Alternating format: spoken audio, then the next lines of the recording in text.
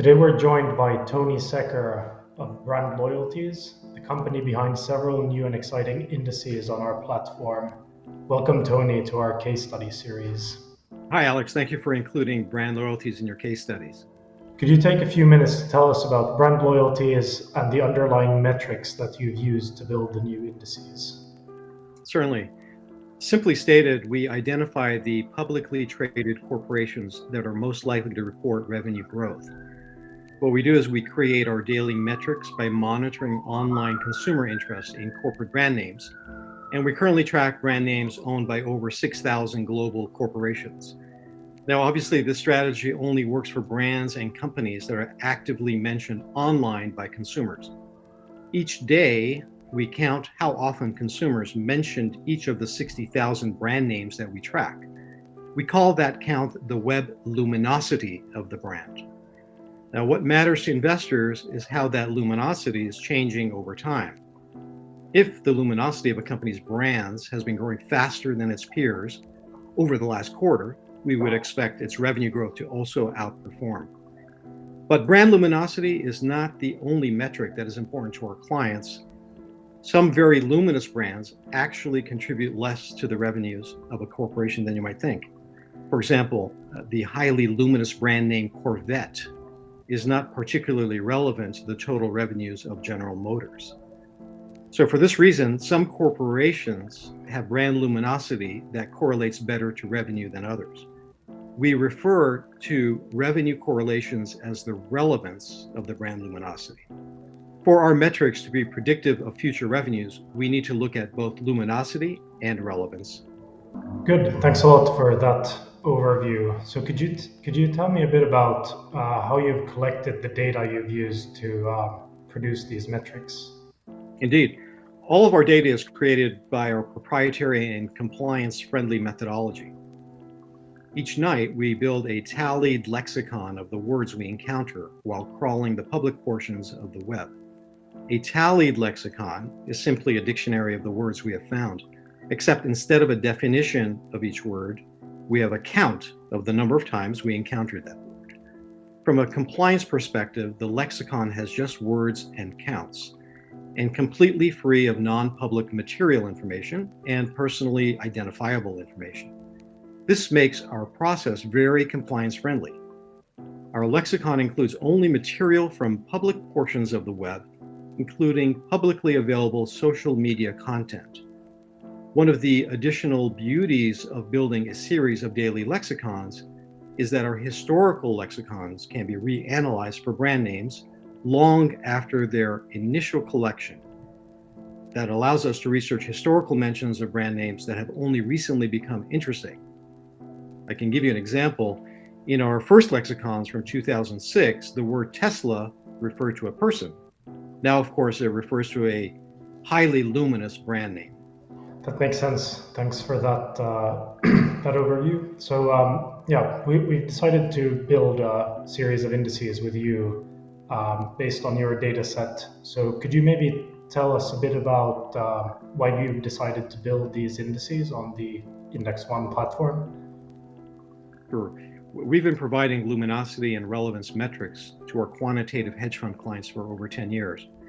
Our new indexes at Index One are part of our efforts to bring this technology to a broader group of investors. For a number of years, we have self-published proof of concept indexes for the benefit of our clients as demonstrations of the significant alpha available in our data. We have recently realized that by rebuilding those indexes on a third-party platform, we could make that alpha available to ETF sponsors and providers of directly indexed managed accounts. So around these indices, what's the methodology that you've used to construct these indices? We have used the Index One platform to build 4 new indexes that all use our metrics to pick the consumer equities with the fastest growing brand luminosities. The indexes include US large and mid-cap consumer equities in the following 4 broad categories. 1, all consumer goods and services. 2, discretionary goods and services. 3, ESG compliant consumer goods and services. And 4, Sharia compliant consumer goods and services.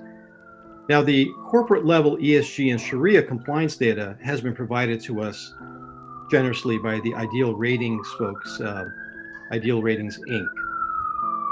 At any time, the BrandLoyalties U.S. Consumer Goods and Services Index and the BrandLoyalties U.S. Consumer Discretionary Index contain the 50 equities with the fastest growing luminosities, while the other two, the U.S. ESG and the Sharia compliant Consumer Goods and Services Indexes, contain the 25 equities with the fastest growing luminosities.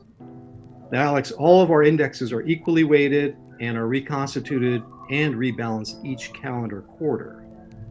We have known for years that our methodologies can create excess returns in consumer equity portfolios, no matter which consumer sectors are involved. So what was really gratifying with this process was learning that by using data from the folks at Ideal Ratings, we could create ESG and Sharia compliant portfolios that can consistently outperform the broad markets. This means that investment advisors can offer clients ESG or Sharia compliance without forfeiting excess returns. Thanks, Tony. Yeah, from our side, we've really enjoyed helping construct these indices, both from consuming the data from your side, designing the methodologies, backtesting them on the platform, and running the live calculation. How would you characterize your experience building these indices with us and using the tools that we provide? We had a little experience trying to work with other tools, but this really couldn't have been easier. So we want to personally thank you for that. We simply built the 4 separate pools of consumer equities using industry and sector classifications. Then we added the Ideal Ratings data and applied our metrics from 2008 to date to rank those pools by luminosity growth rates. We then used your terrific index building platform to construct and backtest the indexes. We found that the Index One index building platform simply worked as advertised. Thanks again for that. Cool. Yeah, thanks for that as well. And so now that we've gone live with this index series, what do you hope to achieve with these indices going forward? Yeah, we're really excited about that. We had 2 main goals. The first one was we wanted to be able to provide third-party verification that our metrics generate alpha. Frankly, no matter how the consumer equity universe is sliced and diced. And secondly, we wanted to demonstrate that such methodologies can be used by a wide range of institutional investors, including ETF sponsors and investment advisors offering direct indexed managed accounts. Sounds good. Well, I think that's all the questions I have for today. But thanks a lot for taking the time to speak with me, and we're also from our end really looking forward to bringing these to market and showing the industry, the potential behind your metrics and these portfolios. So thank you, Alex. It's been a pleasure working with you, and we're also looking forward to what comes our way. Perfect. Thanks a lot. Thank you.